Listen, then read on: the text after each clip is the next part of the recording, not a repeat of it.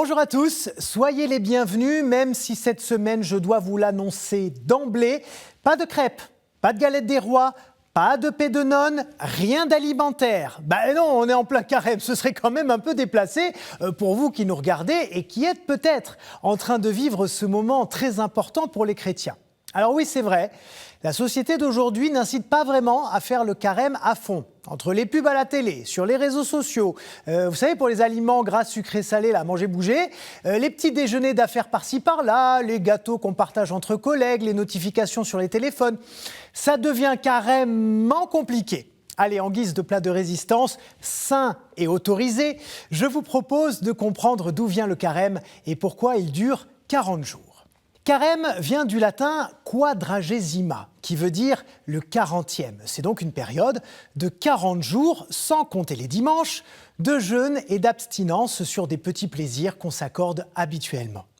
Mais c'est surtout et d'abord un pèlerinage intérieur, un moment de prière et de partage. Alors, pourquoi 40 jours ? En fait, ce chiffre fait écho à de nombreux épisodes dans la Bible. Il pleut 40 jours lors du déluge. Le peuple juif passe 40 ans dans le désert avant d'entrer en terre promise. Et Moïse reste 40 jours sur le mont Sinaï avant de redescendre avec les tables de la loi. C'est donc un temps de gestation. Et d'ailleurs, une grossesse humaine dure environ 40 semaines.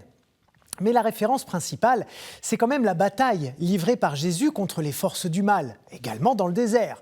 Souvenez-vous de ce passage de l'Évangile selon saint Matthieu. Après 30 années de vie comme charpentier à Nazareth, le Christ commence son ministère et c'est le moment que choisit l'Esprit Saint pour l'entraîner dans le désert. Pendant 40 jours et 40 nuits, Jésus va éprouver sa foi en luttant contre les tentations du diable dans la prière et le jeûne. Après ce combat, le Christ choisit ses premiers disciples et son histoire se poursuit telle qu'on la connaît tous. Au IVe siècle, et même un petit peu avant, on jeûnait au moins pendant les 40 heures commémoratives de la mort de Jésus, c'est-à-dire du vendredi soir au dimanche matin. Donc au départ, ce jeûne avant Pâques était un rite de tristesse et de deuil. Mais très vite, on choisit ce temps pour la préparation des catéchumènes au baptême, une période qui durait 40 jours. Même chose d'ailleurs pour préparer les pénitents, admis à être réconciliés le jeudi saint. Et on a naturellement voulu associer par la même occasion tous les fidèles, parce que c'est le corps mystique tout entier qui doit mourir et ressusciter avec Jésus pour se renouveler à Pâques. Plus symboliquement, c'est pour donner faim et soif de Dieu aux chrétiens. Et oui, quand on est moins esclave de ses envies, de ses pulsions, de ses habitudes, on est beaucoup plus tourné vers la spiritualité, donc vers Dieu.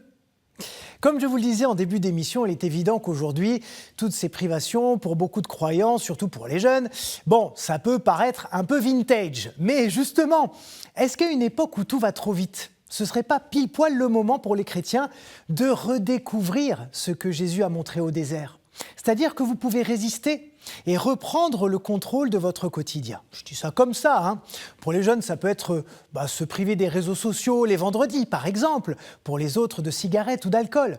Enfin, en tout cas, me concernant, je ne me priverai surtout pas de vous retrouver la semaine prochaine pour de nouvelles aventures. Et vous, ne vous privez pas de partager cette vidéo le plus largement possible. Un grand merci pour votre écoute et votre fidélité. Ciao.